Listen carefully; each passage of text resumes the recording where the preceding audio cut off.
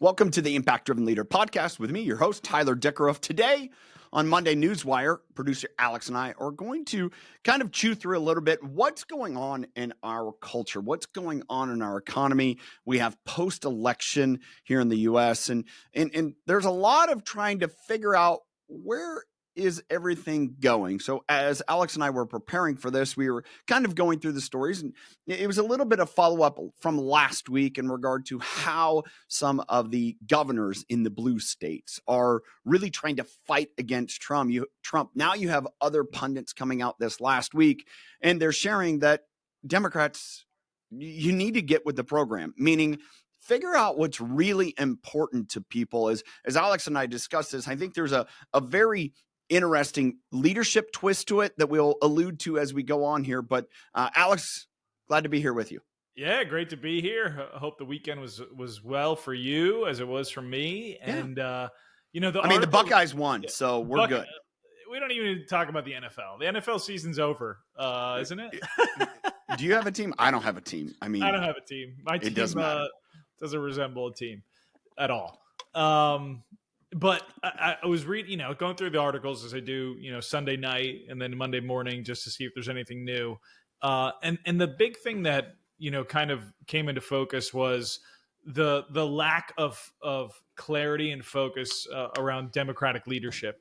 And the article that really spoke to me was this New York Times article, which came out this morning. Is this the end of the white working class Democrat? And white, black, whatever, I think to me, that doesn't matter. I think, they wrote that title for, to get attention. Clicks.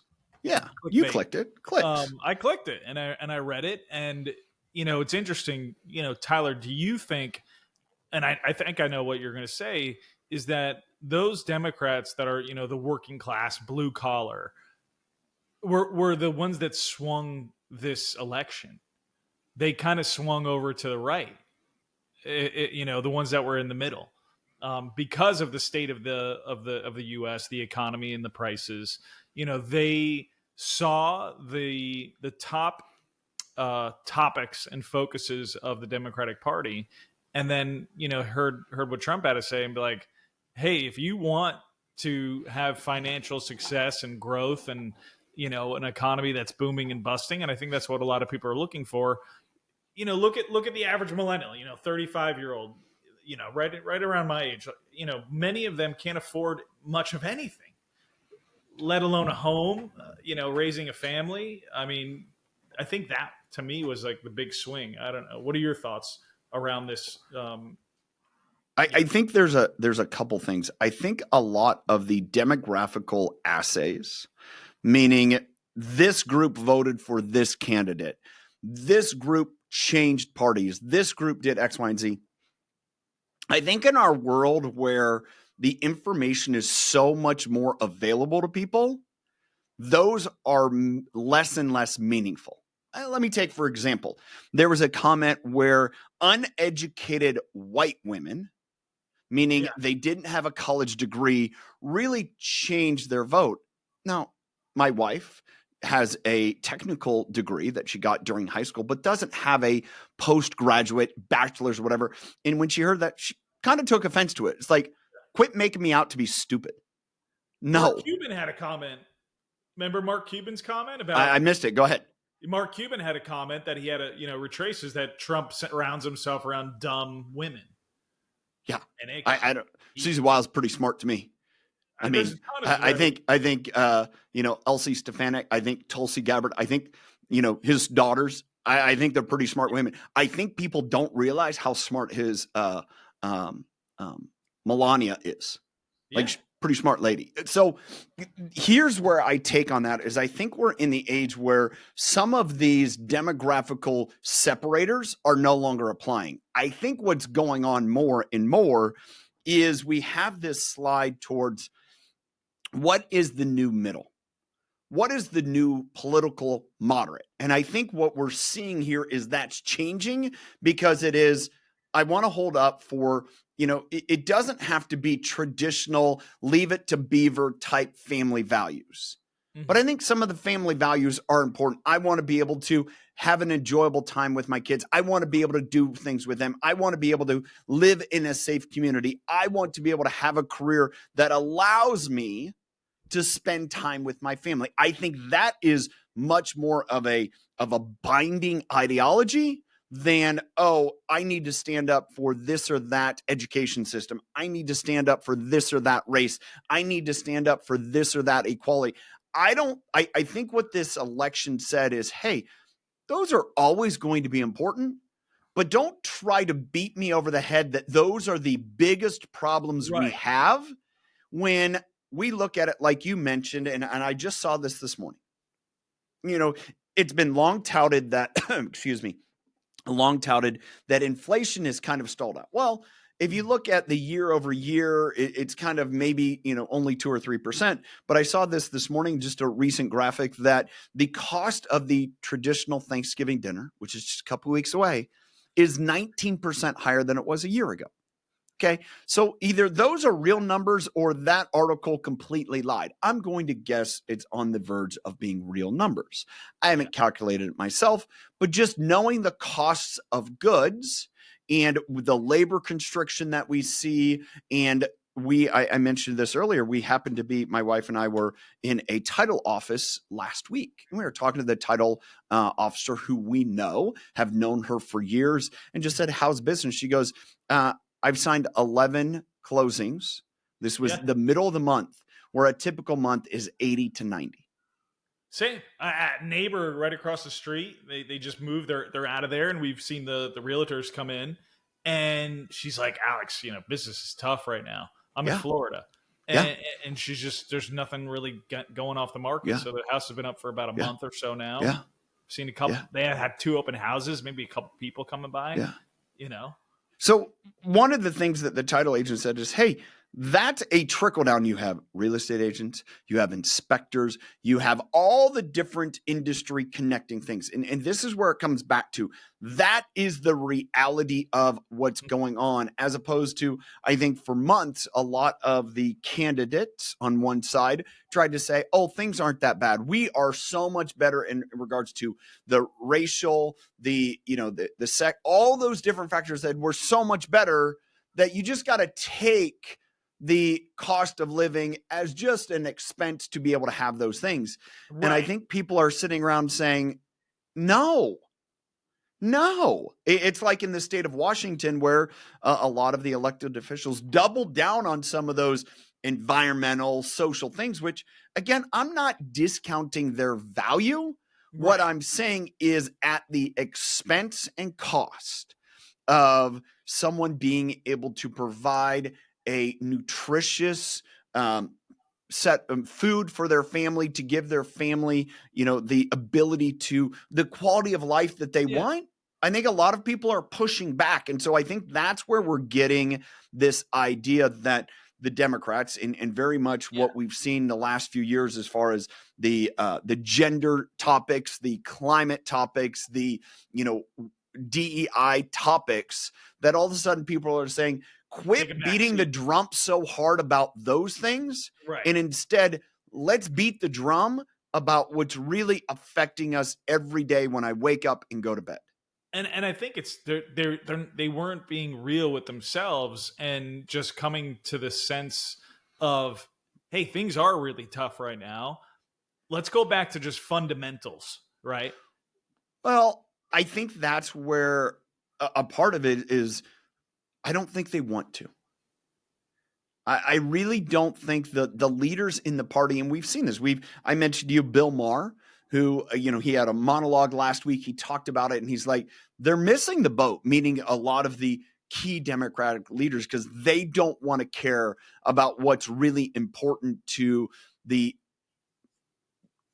I would say the overwhelming majority of American citizens. And general working class. And this is where I think, from a leadership perspective, man, it ties in. Is if you're, as a leader, if you're finding out that your employees are disengaged, if you're finding that people don't get it, and you're feeling that way, it's a you problem. You don't get it. Meaning, go spend time to sit down and say, hey, what's really important to you? And being able to go through people that, maybe you work a lot with, or people that you don't spend much time with. Yeah. And really the people you don't spend much time with, as it's been shared to me, as I referenced last week in a conversation, Kat Cole, who is now the CEO, not CEO, she's a president, I think, of AG1, but as well used to be with Yum Brands and, Hooters and Cinnabon and all those companies. She said, get as close to the transaction as you can. And here's the thing that I think so many leaders need to do is get closer to the transaction, get closer to the people that are actually making the wheels spin. Right. And, Tyler, I think about it, at least this is how I think about it personally. If you have, the foundational necessities of living in the U.S., you want to have a roof over your head, food, energy, the everyday things that you consume and need, to have a functioning, normal life. If those things are extremely expensive, there's going to be a major problem. So working, housing, food, and the cost of energy, right? If those things are extremely high and expensive, and not a lot of people are working, bless you. Thank you. I tried to mute it. I didn't get there. And as they're losing their jobs, right? So those are going to be the things that are at the forefront of their mind. For example, my sister-in-law, she works in mortgages. A lot of people lost their job. She hates her job. But that income, because it's a very toxic work environment, all these things that she doesn't like, the bosses, so on and so forth. And she was really thinking about just leaving. But because things are so expensive, she's like, I need to stay. I have to stay.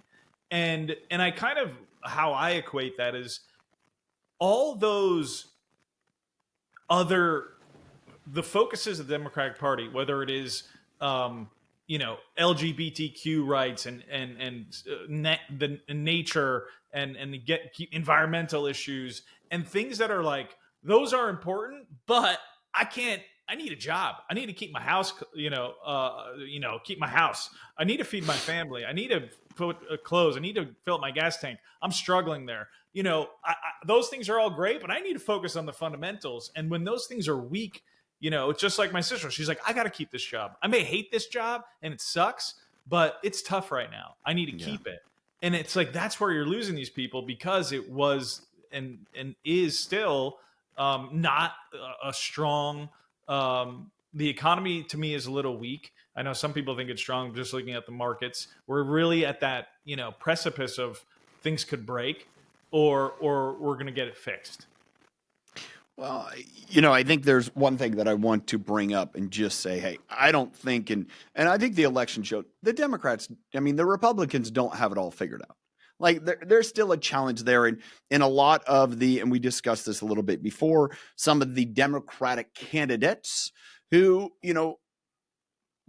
had a campaign based more on the topics we're talking about, immigration, the economy, and the quality of life, they won. Right. And so I don't think it's all one side. Oh, this party has it figured out. But I think what we're identifying is the far left third, far left quarter, who continues to be the spokespeople of our directive that we're trying to drag people. We're having the other three quarters and probably more the middle that is pushing back and saying, hey, quit forcing that on me. I'm not saying I don't appreciate what your desires are, but you're out of touch. And I think that's what the article you referenced, I think what a lot of other candidates have found out. I think AOC did actually an exceptional job of discovering and accepting that. Where she goes from there, who knows, right? Does she double down on, no, this is my job to be? We don't know. But I think as part of this, and again, coming back to a corporate leadership sense, coming back to, where you're leading in your family, your community, is part of getting people to embrace a unilateral vision is connecting with them. And just because you believe this is the way, this is the only way, if you don't connect with people and they don't trust you, if they don't accept what they don't think you have your best interest in looking out for their best interest at times, then they're not going with you. Yeah. And I think that's where we sit here today. And part of this as we move forward is the reality is we need a level set, a reset on some of the both, I think, cultural aspects. We need it on an immigration. We need it on a world stage. And we also need it economically. And I don't think, here's a couple of my buddies have said, and it's classic Pareto's principle, which is the 80-20. Yeah. 80% of what, comes through may be great. There's going to be 20% that is just like, yeah, that was an absolute failure. Yeah. But that's life. And I think you just have to accept that. And what is that 20%? Is it something you can live with, or is it something that breaks the bank? And I would say, even if I said that, hey, the last 4 years, I'm going to say in that same 80%, fine, we can live with. 20% of it, man, it caused a lot of tension. It caused a lot of, I would say, increase in everyday stress for people without mitigating by bringing on greater benefits. And I think that's where we sit today. Tyler, let me ask you a question. Yeah. If you were a business leader or an executive leading or running your own business, and you had employees, and the business was struggling, but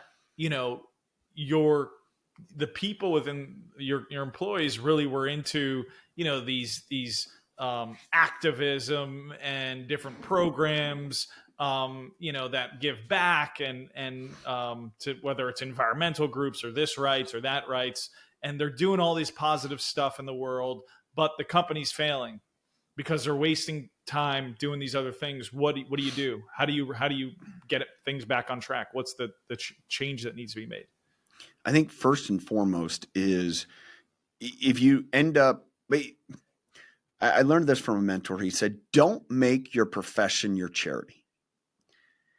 And I'm going to use that example as I think in the nation, we have chosen to make the profession of tax collection our charity.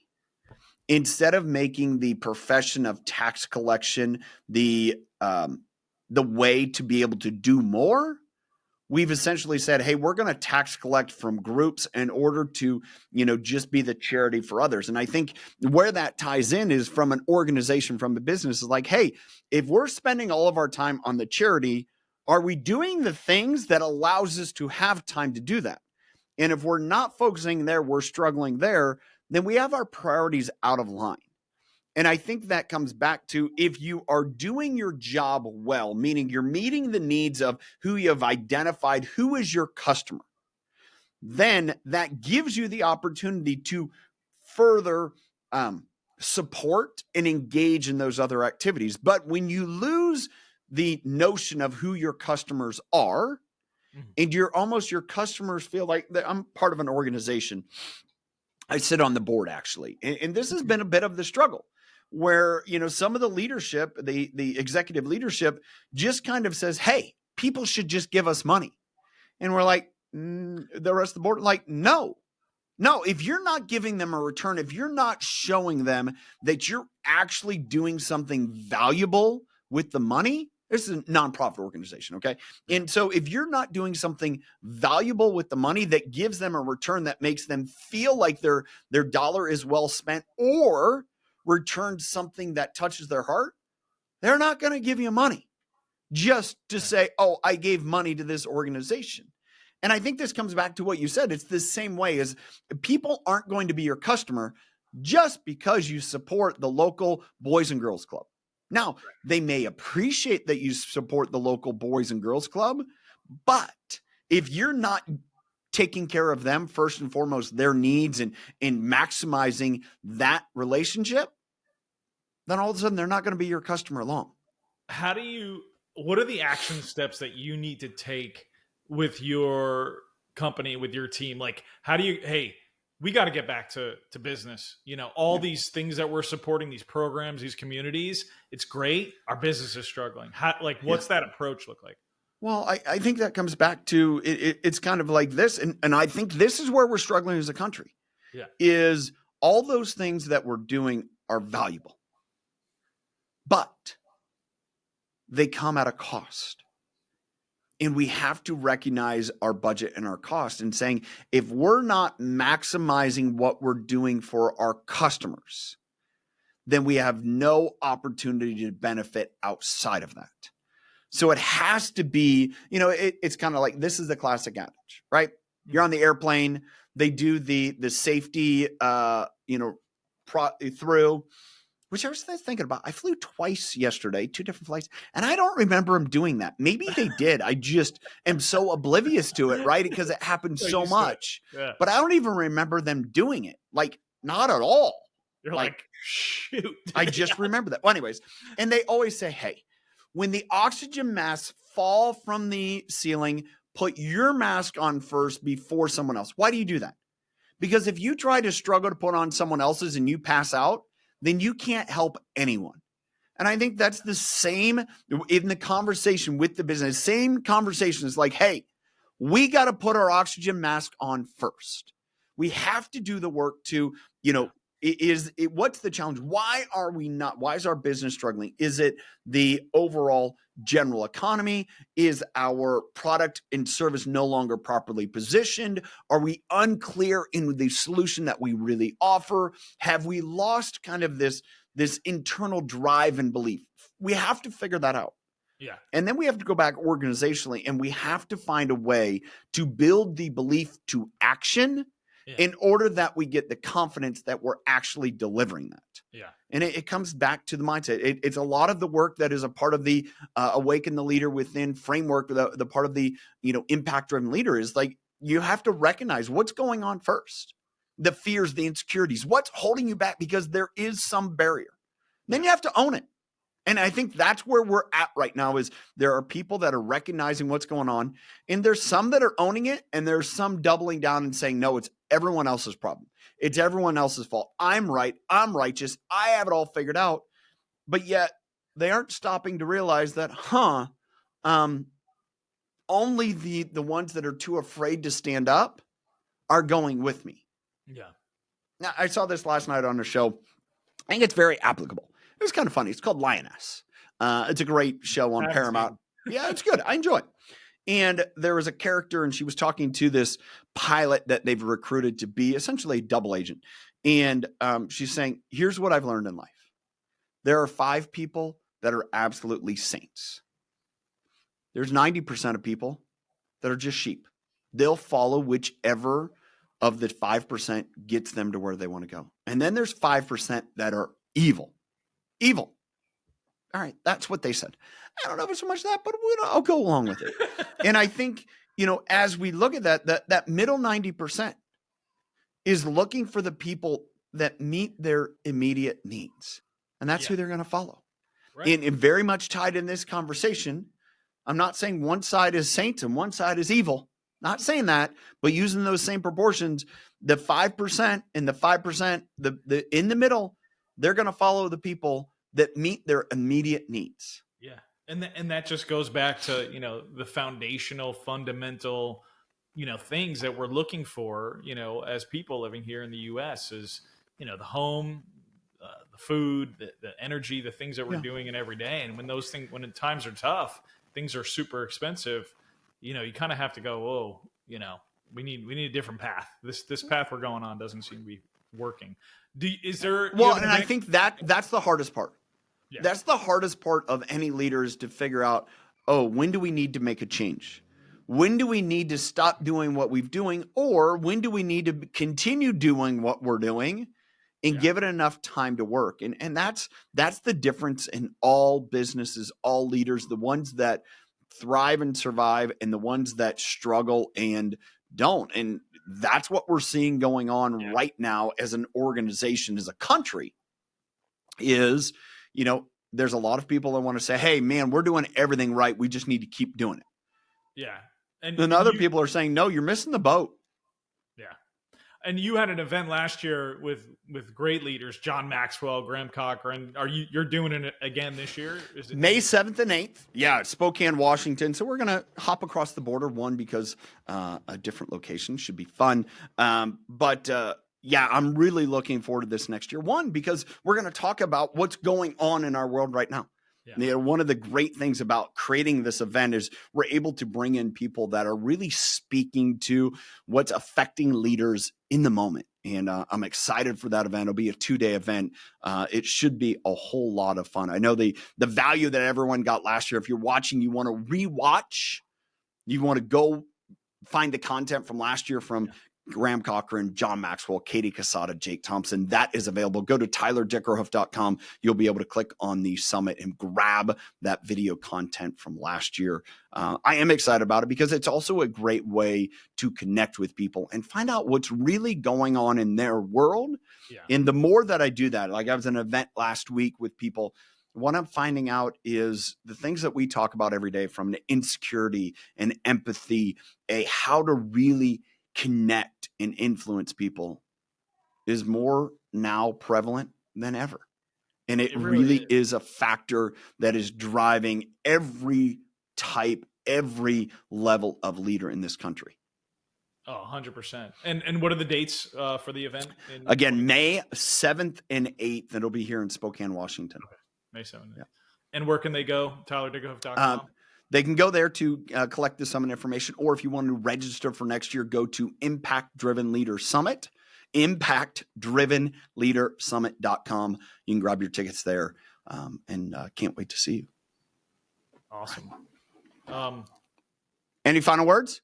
No, I was just, I appreciate jumping on these Monday news wires. They're always fun, and catching up on the latest and greatest and what's going on in this country with like leadership and people and politics and business. It's a lot of fun. And I hope, we give value to, a lot of people out there through our conversations.